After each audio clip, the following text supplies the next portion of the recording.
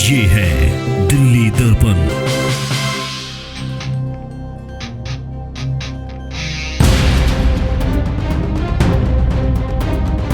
आम आदमी पार्टी की सीमा गोयल 179 वोटों से आगे है, मीडिया में आ गया, प्रिंट मीडिया में आ गया। उसके अचानक 5 मिनट बाद पता चला कि 405 वोट से बीजेपी जीत गई। तो ये जो संदिग्ध जो गतिविधियां हुई, क्या हुई, तो ये भी बड़ा सवालों के घेरे में है। तो इस ग्राउंड पर हम कोर्ट में गए हैं। कोर्ट जैसा चाहेगा मैं वैसा करूँगी, परंतु ये अपनी हार से जो है बुखला गए हैं। ये उस हार को पचा नहीं पा रहे हैं और जिस वजह से ये इन्होंने कोर्ट में केस किया।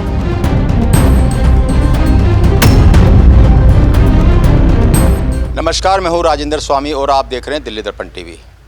दिल्ली नगर निगम उपचुनाव में अशोक विहार वार्ड हमेशा चर्चा में रहा। पूरे चुनाव के दौरान भी मुख्यमंत्री रेखा गुप्ता ने यहाँ पूरी ताकत लगाई और चुनाव समाप्त होने के बाद आम आदमी पार्टी के प्रत्याशी सीमा विकास गोयल ने चुनाव में धांधली के भी आरोप लगाए और ये मामला अब कोर्ट तक पहुंचा है।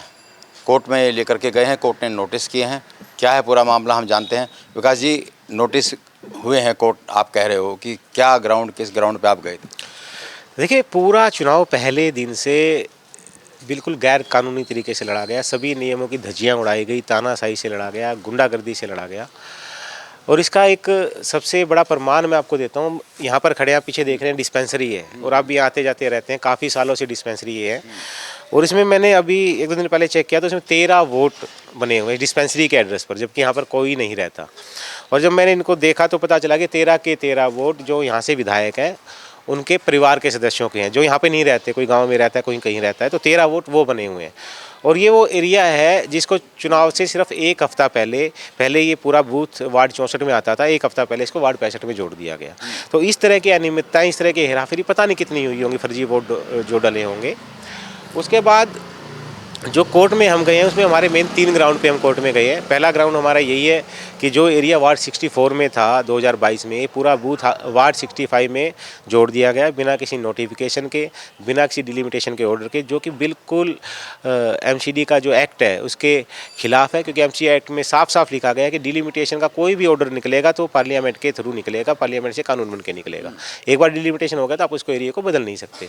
तो ये पूरा बूथ जो 64 में था इसको 65 में कर दिया गया और प्रो बीजेपी एरिया आपको ही पता है।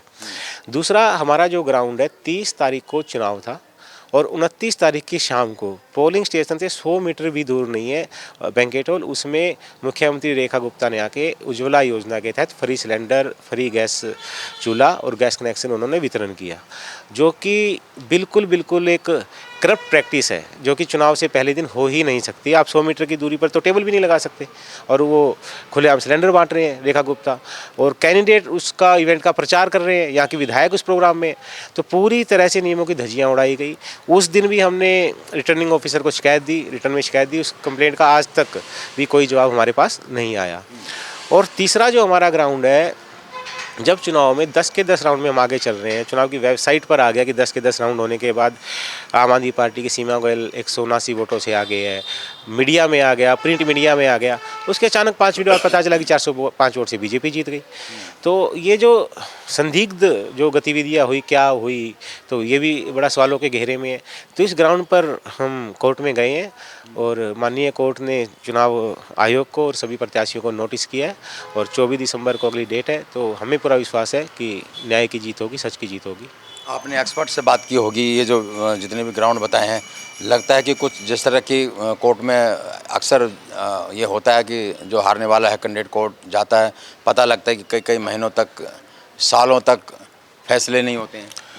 देखिए, कोर्ट में टाइम लगना स्वाभाविक है, कोर्ट पे वर्कलोड इतना है।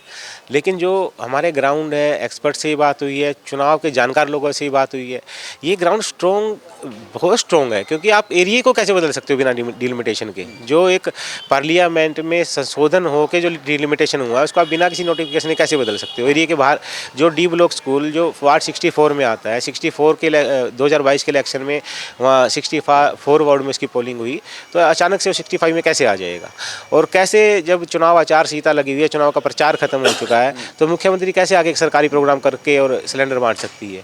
तो ये बहुत मजबूत ग्राउंड है। और उसके अलावा भी चुनाव में गुंडागर्दी हुई, अभी मैंने आपको दिखाया कैसे फर्जी वोट बने हुए हैं।